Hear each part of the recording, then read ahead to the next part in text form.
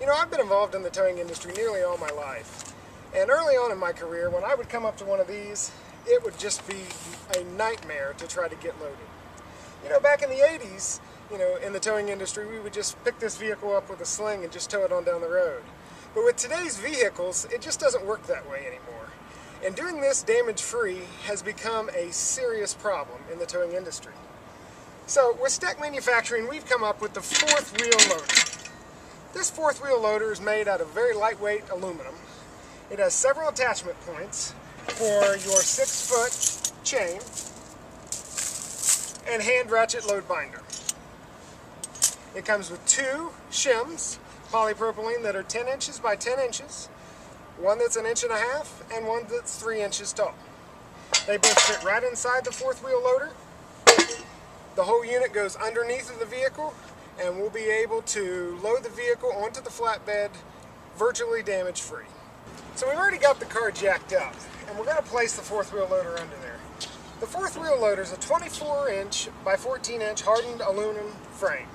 Very, very lightweight with two handles. That makes it super easy to slide underneath of the vehicle.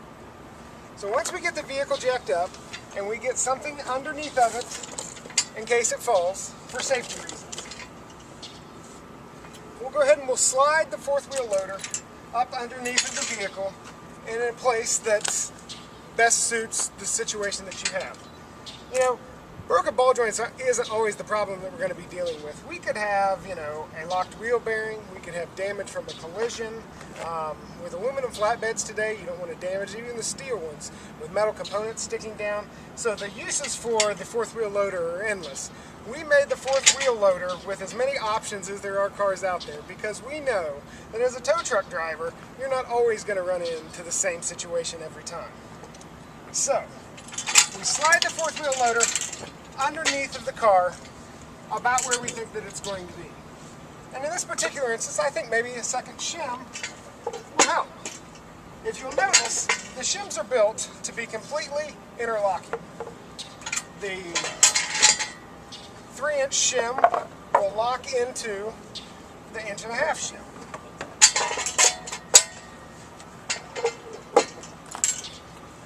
So we'll get them in place where we want them. And the whole time we were working under the vehicle, we had it secured with the jack and with the secondary securement device. We will lower the jack.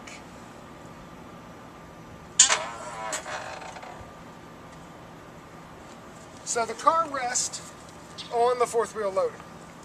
At that time, we'll take our 6-foot chain and our hand load binder, and we're going to route it up over the A-frame or up over any main structural component of the car to attach the fourth wheel loader to the vehicle so that it doesn't come off.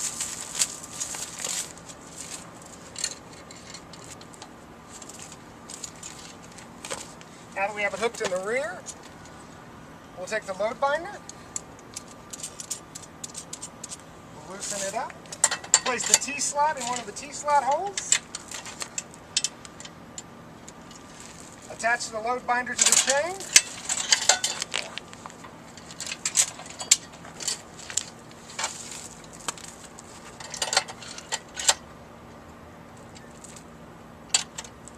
and then simply tighten with your hand.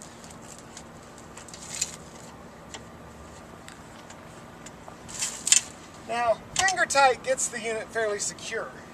However, if you use a 9/16 wrench, which most of us tow truck drivers carry, or even a 9/16 ratchet wrench if you want to go all out, the unit can even be tightened further with that.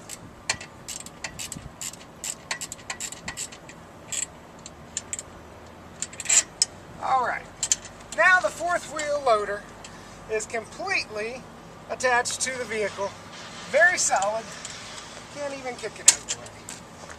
Take your excess chain, set it on top of the shims so it doesn't get caught on anything, and you're ready to load the vehicle. The fourth wheel loader has 1-inch axles, and it's been tested up to 5 tons before it fails. So I think we'll be just fine loading it onto the flatbed like this. Also, we've added 3 mini J-hook holes on the front and the rear of the unit to attach to the or to attach to your bridle, so you can pull it up onto the bed easier if that ends up being a problem. So we'll remove the safety device, the cribbing that we've got underneath the vehicle and the jack, and we'll pull it up onto the flatbed. We've already got our bridle hooked up to the front of the vehicle, and we don't have the bridle in the way of the fourth wheel loader, and we're going to pull it right on up onto the bed.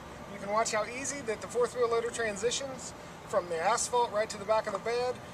We've done this in gravel, we've done it in dirt, it works well in any situation. So we'll go ahead and get her loaded up for you.